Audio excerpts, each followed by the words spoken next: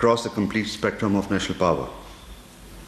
Noting the reckless and irresponsible behavior of India, which disregards international conventions, UN Security Council resolutions, and international obligations at will, Pakistan shall exercise the right to hold all bilateral agreements with India, including but not limited to similar agreement in abeyance, till India desists from its manifested behavior of fomenting terrorism inside Pakistan, transnational killings, and non-adherence to international law and UN resolutions on Kashmir. Pakistan shall close down the Wagah border post with immediate effect. All cross-border transit from India through this route shall be suspended without exception. Those who have crossed with valid endorsement may return through that route immediately, but not later than 30th April 2025. Pakistan suspends all visas under SAARC visa exemption scheme issued to all Indian nationals and deems them cancelled with immediate effect, with the exception of Sikh religious pilgrims. Indian nationals currently in Pakistan under SAARC visa exemption scheme are instructed to exit within 48 hours, less Sikh pilgrims. Pakistan declares the Indian Defence, Naval and Air Advisors in Islamabad persona non grata. They are directed to leave Pakistan immediately, but not later than 30th April 2025. These posts in the Indian High Commission are deemed annulled. Support staff of these advisors are also directed to return to India. The strength of Indian High Commission in Islamabad will be reduced to 30 diplomats and staff members with effect from 30 April 2025. Pakistan's airspace will be closed with immediate effect for all Indian-owned or Indian-operated airlines. All trade with India, including to and from any third country, through Pakistan is suspended forthwith. The National Security Committee underscored that Pakistan, its armed forces, remain fully capable and prepared to defend its sovereignty and territorial integrity against any misadventure, as clearly demonstrated by its mired yet resolute response to India's reckless incursion in February 2019. In conclusion, India's belligerent measures have vindicated the two-nation theory, as well as the apprehensions of Quaid-e-Azam Muhammad Ali Jinnah, as encapsulated in the 1940 Pakistan Resolution, which continues to echo the sentiments of the complete Pakistani nation. The Pakistani nation remains committed to peace, but will never allow anyone to transgress its sovereignty, security, dignity, and their inalienable rights.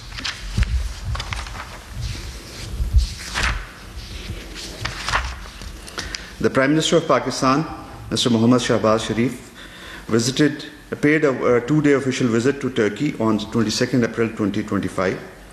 During the visit, the Prime Minister held extensive discussions with the President of Turkey, His Excellency Mr. Tayyip Erdogan, on bilateral relations and exchanged views on recent developments in the region and beyond.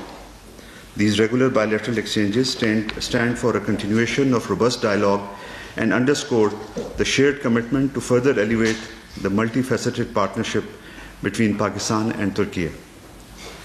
Deputy Prime Minister and Foreign Minister of United Arab Emirates, Sheikh Abdullah bin Zayed Al Nahyan, was on an official visit to Pakistan from 20th to 21st April 2025. During the visit, the Deputy Prime Minister of UAE called on the Prime Minister of Pakistan.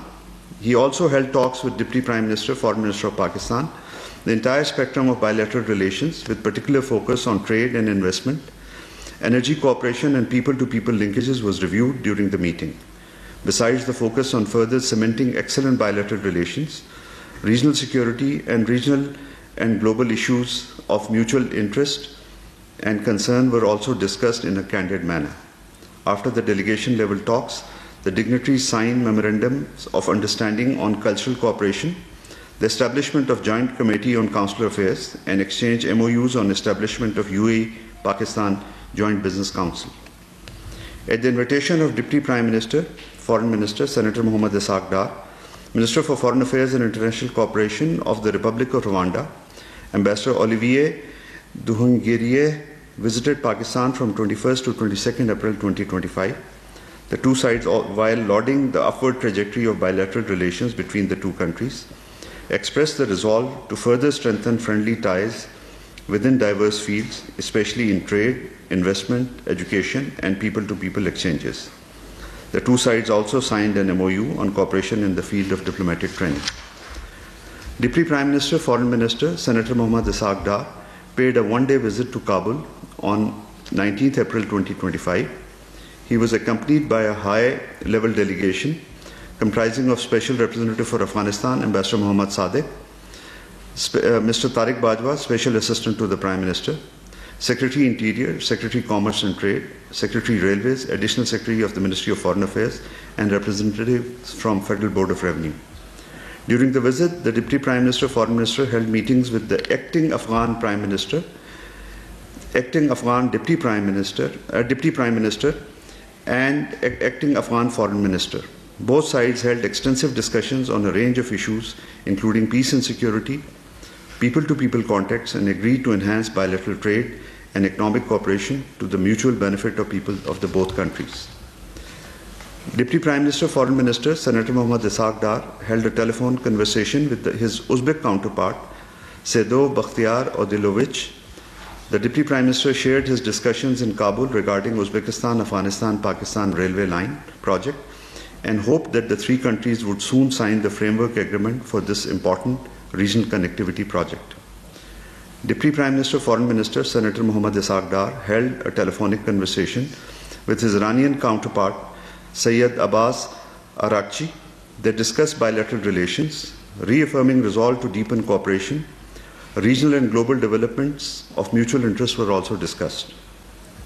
Deputy Prime Minister, Foreign Minister, Senator Mohammad Ishaq Dar held a telephonic conversation with the Foreign Minister of Oman, Sayyid Badr bin Hamad Al Busaidi. They reviewed existing bilateral ties and expressed satisfaction on the upward trajectory of bilateral relations.